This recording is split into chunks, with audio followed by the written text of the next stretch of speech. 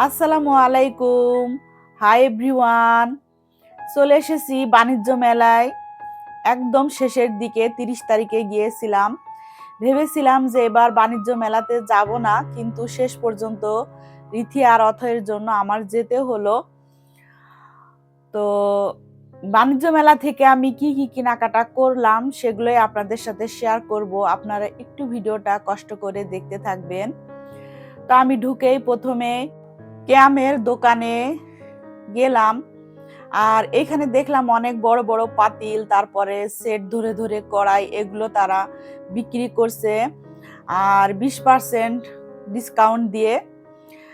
তো ওইখান থেকে তো আর আমি এই পাতিলগুলা কিনবো না, তো বের হয়ে চলে আসলাম। এসেই আমাদের সাথে ছিল ইয়াসিন ভাবি। ভাবি আবার রীতি আর অথইকে আইসক্রিম কিনে দিল।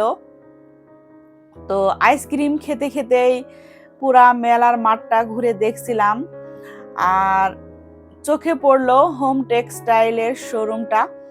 তো ওইখানে গেলাম। আমার মূলত মনে মনে একটা প্ল্যানই ছিল যে আমি মেলার মাঠে গেলে অন্য কিছু কিনি আর না কিনি, আমি এখান থেকে বেডশিট কিনবো। তো এই মেরুন কালারের এই বেডশিটটা আমার কাছে ভালো লেগে গেল।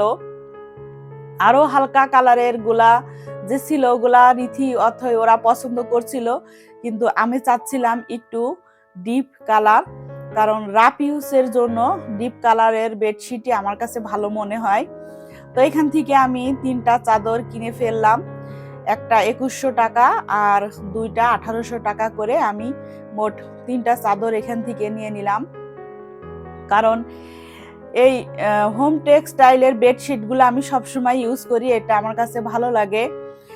তারপরে বেডশিট কিনে আরো ঘুরছিলাম। ঘুরতে ঘুরতে যে ইরানি যে স্টলগুলো আছে, এই যে ছোট্ট চাদর বা হেজাব, যেটাই বলি না কেন, তো এইগুলো আমার কাছে ভালো লাগে। তো এখানে এসে আমার দুইটা পছন্দ হলো। তো এত দাম চাচ্ছিল ওনারা, এগুলো 4000 করে দাম চাচ্ছিল, তার জন্য এগুলো আমি আর কিনি নাই। তারপরে কাশ্মীরি যে শালগুলা, এগুলা 6-7 8 হাজার টাকা করে দাম চাচ্ছিল, আমার কাছে একটু বেশি মনে হচ্ছিল। তো আমি ঘুরতে ঘুরতে অন্য আর একটা দোকানে চলে আসলাম। আসার পরে ছোট্ট এই যে শালটা আমার কাছে ভালো লাগলো। তো এটার বেশ কয়েকটা কালার ছিল, আর এগুলার দাম ওনারা প্রথমে 2000 চেয়েছিল। তো আমি যখন 2000 দাম চাই, তখন আমি দাম বলেছিলাম 500 টাকা। তো ফাইনালি আমি এই চাদরটা নিতে পেরেছিলাম 600 টাকা দিয়ে। তো এই চাদরটা কেমন হয়েছে আপনারা একটু কমেন্টস করে জানাবেন। আমি দামাদামি না করলে পুরাই ঠকে যেতাম। মেলার মাঠে এসেও দামাদামি করে জিনিস কিনতে হয়। তো ওখানে কেনাকাটা করা বা ঘোরাঘুরির পরে আমাদের আবার ক্ষুধা লেগে গেল। তো আমরা আবার একটু স্যুপ খেয়ে নিলাম। ছোট্ট কাপে 15 টাকা করে দাম ছিল। তো স্যুপ খেয়ে আমরা আবার ঘুরছিলাম।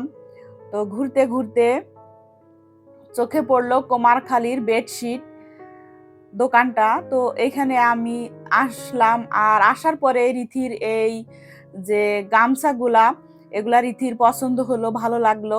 এর আগেও সে মেলার মাঠ থেকে এই গামছাগুলো কিনেছিল, ব্যবহার করে অনেক আরামদায়ক, নরম, সফট। তার জন্য রীতি আবার 2টা গামছাও এখান থেকে কিনে ফেললো।